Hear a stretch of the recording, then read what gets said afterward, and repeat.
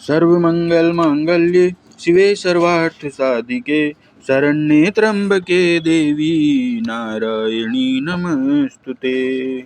आइए भक्तों, दुर्गा सप्तशती के छठे अध्याय का पाठ करते हैं। धूम्रलोचन का वध। आइए ध्यान करते हैं। मैं सर्वगेश्वर भैरव के अंक में निवास करने वाली परमोत्कृष्ट पद्मावती देवी का चिंतन करता हूँ। वे नागराज के आसन पर विराजमान हैं। नागों के फणों में सुशोभित होने वाली मणियों की विशाल माला से उनकी देह रूपी लता चमक रही है। उनका तेज सूर्य के समान है। 3 नेत्र उनकी शोभा बढ़ा रहे हैं। वे हाथों में माला, कुंभ और कमल लिए हुए हैं तथा उनके माथे पर अर्धचंद्र का मुकुट शोभायमान है। आइए भक्तों, अब आगे पाठ करते हैं। ऋषि बोले, देवी का कथन सुनकर दूत को बड़ा क्रोध हुआ। उसने दैत्यराज के पास जाकर सब समाचार विस्तार पूर्वक कह सुनाया।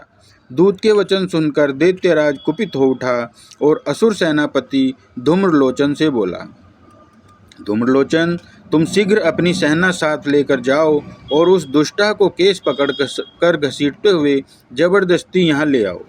उसकी रक्षा करने के लिए यदि कोई दूसरा खड़ा हो, वह देवता, यक्ष अथवा गंधर्व कोई भी क्यों न हो, उसे अवश्य मार डालना। ऋषि बोले, शुंभ के इस प्रकार आज्ञा देने पर धूम्रलोचन दैत्य ने 60,000 असुरों की सेना लेकर वहां से तुरंत प्रस्थान किया। वहां पहुंचकर उसने हिमालय पर रहने वाली देवी को देखा और ललकार कर कहा, अरे तू शुंभ निशुंभ के पास चल। यदि इस समय प्रसन्नतापूर्वक मेरे स्वामी के पास नहीं चलेगी तो मैं बलपूर्वक चोटी पकड़कर घसीटते हुए तुझे ले चलूँगा। देवी बोली, तुम्हें दैत्यों के राजा ने भेजा है। तुम स्वयं भी बलवान हो और तुम्हारे पास विशाल सेना भी है। ऐसी दशा में यदि बलपूर्वक ले चलोगे तो मैं तुम्हारा क्या कर सकती हूँ। ऋषि बोले, देवी के यूँ कहने पर दैत्य धूम्रलोचन उनकी ओर दौड़ा।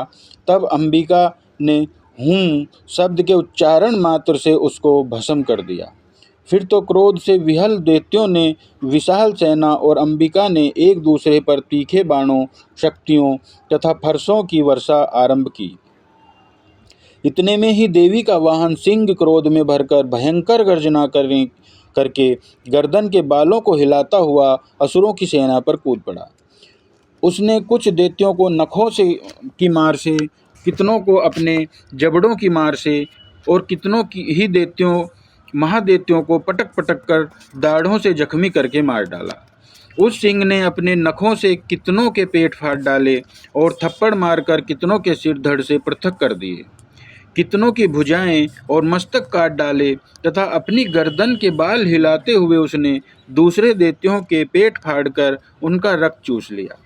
अत्यंत क्रोध में भरे हुए देवी के वाहन उस महाबली सिंह ने क्षण भर में ही असुरों की सेना का संहार कर डाला।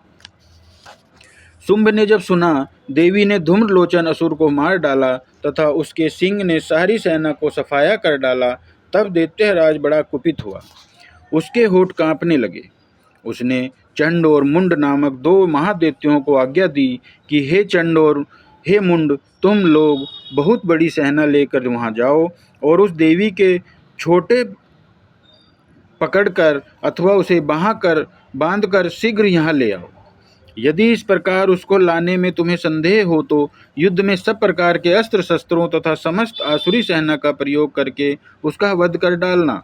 उस दुष्टा की हत्या होने पर तथा सिंह के भी मारे जाने पर उस अंबिका को बांधकर साथ ले शीघ्र ही लौट आना। हे भक्तों, यह था श्री दुर्गा सप्तशती का छठा अध्याय। ऐसे ही नए और अच्छे अध्याय सुनने के लिए आप हमारे इस चैनल पर बने रहिए। लाइक कीजिए, कमेंट कीजिए, सब्सक्राइब कीजिए।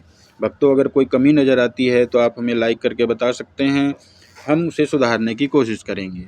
जय श्री लक्ष्मी नारायण जी, जय माता जी।